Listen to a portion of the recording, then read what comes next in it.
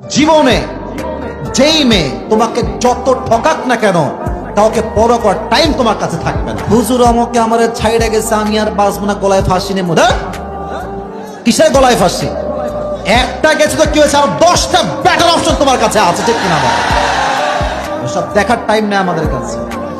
আর যে আমাকে আজকে আমার অবস্থান দেখে ছেড়ে যাবে, ও আমাকে ভালোবাসে, আমার অবস্থানকে ভালোবেসেছে।